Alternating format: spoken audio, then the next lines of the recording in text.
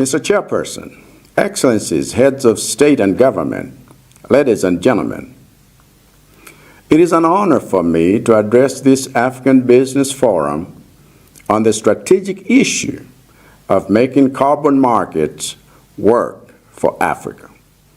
The initiatives currently underway across Africa should be scaled up, which is the reason why we should be pushing aggressively for the failures in the global carbon market governance to be addressed. The most important notable of these is the lack of consensus on a fair price for carbon. Industrial carbon, mainly from the developed world, is sold for high prices, amounting to over $40 per ton of carbon. Whereas the forest carbon that abounds in African land and water ecosystems is consistently priced cheaply, as low as $5 a ton.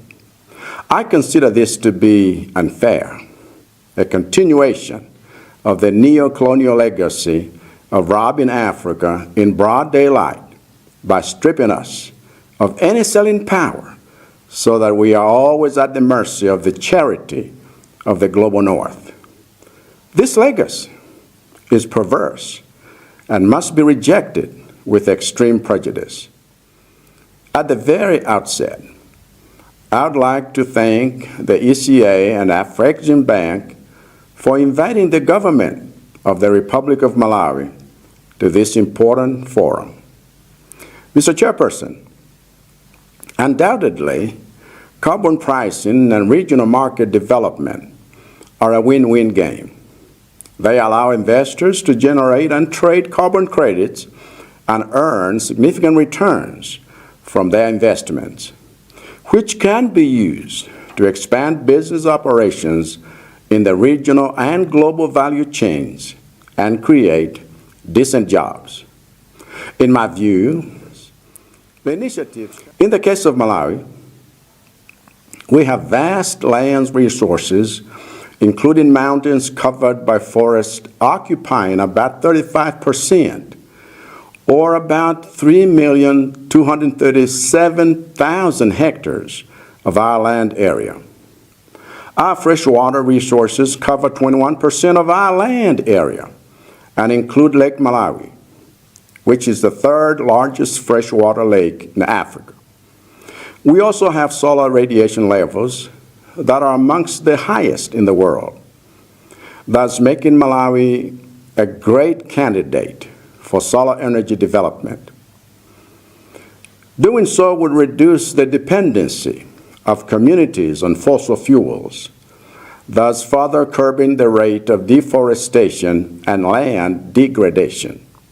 Similarly, our hydropower generation potential is also significant, as we currently have a number of bankable hydropower projects, such as Colombizo, Lower Fufu, Mpatamanga, and Songwe, which could generate over 1,000 megawatts.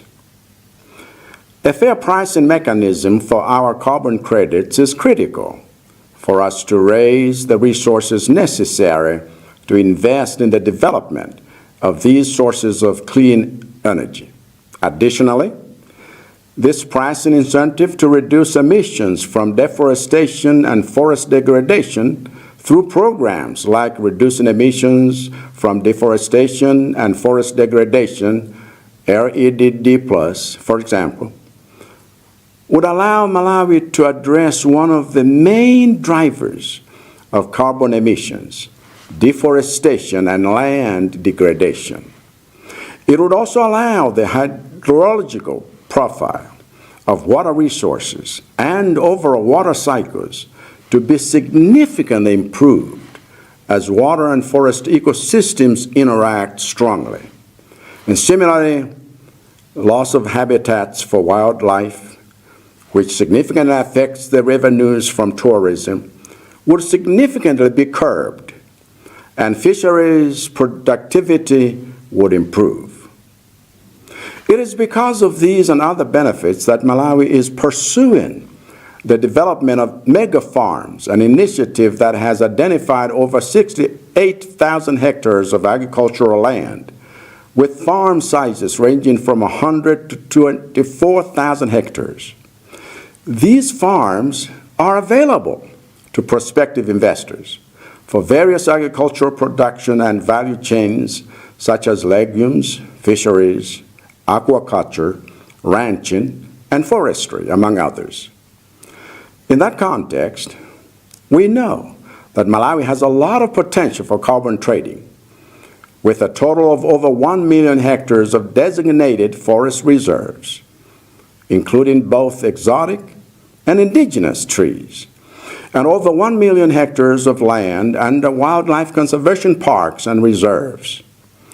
Using the prevailing global market prices, the value of Malawi's forest-based carbon credits is estimated at over 19 million metric tons of carbon per annum, valued at over $600 million per annum. By all accounts, Malawi is a gold mine for prospective investors in our carbon market. The global interest in our carbon market is already rising, but we are eager to see even greater interest, which is why I have provided specific detailed prospectus for this market to aid your further engagement. As a member of the steering committee of the African Carbon Market Initiative, ACMI, which I helped to launch at COP27 in Sharm el-Sheikh, we are actively pursuing that scaling up of our carbon credit production via voluntary carbon market activation plans. But, Mr. Chairperson, the playing field must be leveled. And toward that end, I, speaking on behalf of Malawi, wish to advance the following positions for your consideration. We strongly encourage the innovative instruments developed by ACA to support African regional carbon markets. We urge ACA, AU, and Afrexim Bank to accelerate their plans to develop an African carbon market building from the regional carbon registry and harmonized protocol for carbon accounting. We demand that ECA, AU, and Afrexim Bank should also explore the feasibility of building a compliant carbon market in certain African countries, particularly those which have the potential to generate carbon emissions from the extractive industries.